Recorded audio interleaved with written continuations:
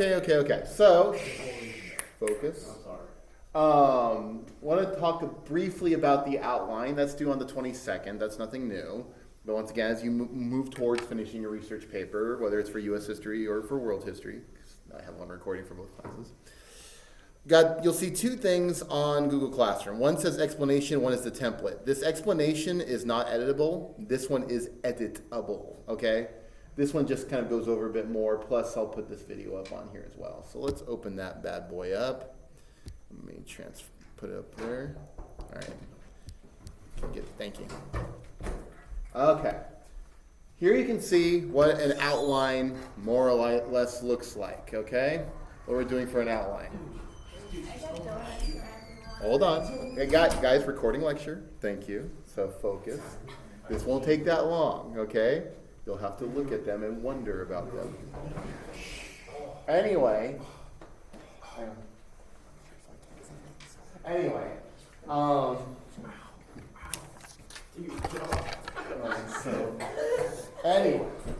if you'll see here, all right, more or less what it looks like. When you look at this, like I said, this is the thing that you'll see both on, okay? Where you see the asterisk, where it's marked with the asterisk, leave that as is, okay? So where it says introduction, overview, conclusion, you don't have to change those things. Everything else you will edit and change. Those ones you don't have to. But it's pretty simple. You can see here, and general background information.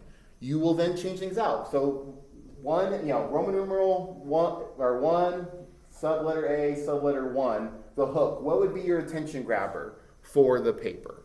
Then establish the topic underneath it, just a little bit more explanation. Then B should be your thesis statement written out in full, as full as you can, at least by the time you've done it.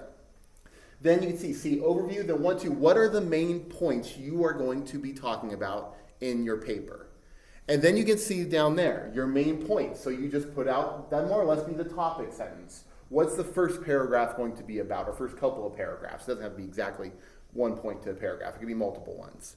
And then you just go down. What is your evidence? So supporting point of argument, and then proof/evidence. So quotes, examples, etc.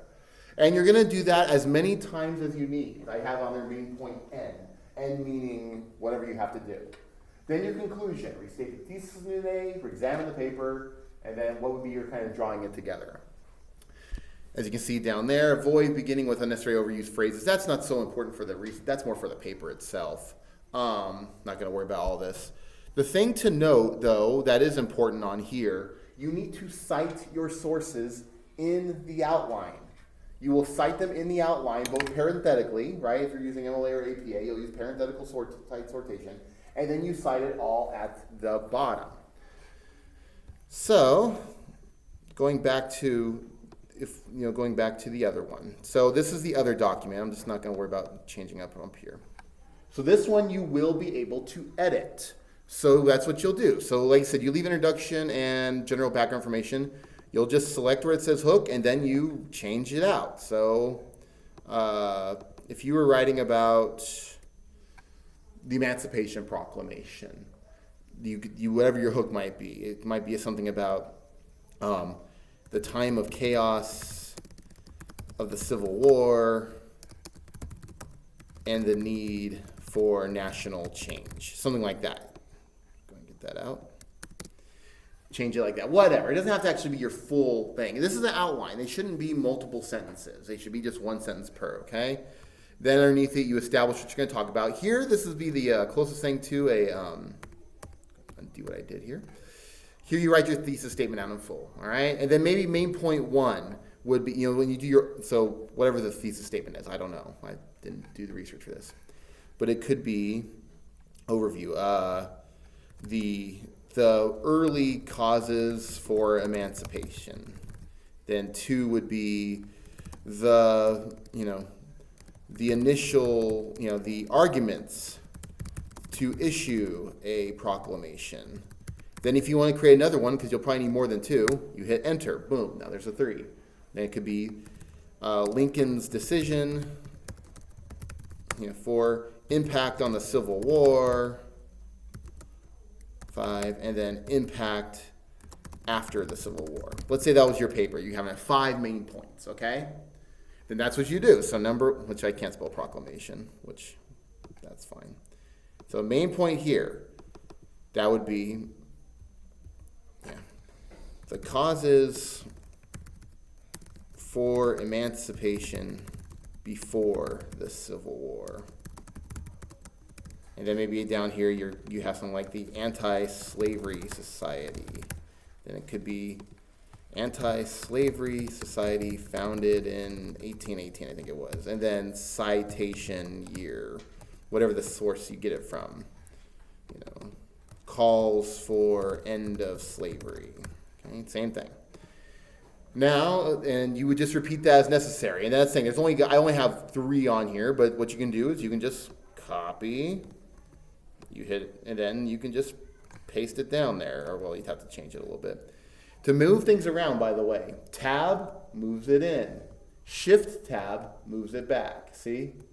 So if I need a 3rd subpoint, or if I want to make that there, then boom, I can just paste it. Bada bing, bada boop. All right? Simple enough.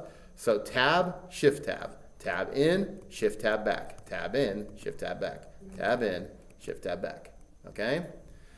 So you're going to just create and like I said, you can edit this document all you want. It will be yours to edit. And then at the bottom, there you go. You insert your bibliography, which you've been citing. And then once again, that's what's nice about tools. There it is. Citations. There. You've got the citation. You said I've got my other video too on how to cite sources, and then makes it easy. Boom.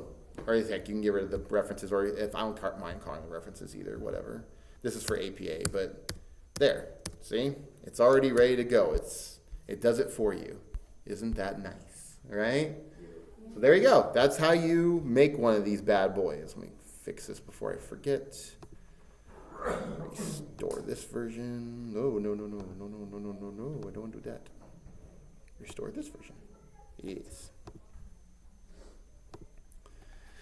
But it's real simple to make an outline. But this is a way, once again, to make sure that your paper is on track of where you want to be. You can look up, there are plenty of YouTube videos on how to outline a research paper if you want a little more in depth. I'm sure there's other YouTube videos on how to do it in Google Docs. Like I said, I gave you the format so you don't have to worry about, it's not all fixed. You don't have to worry about, how do I get back to the original version? Well, I'll figure it out. I'll fix it later. But you can just do the editing this way. Make sense? Any questions? Cool. Just let me know if you have any.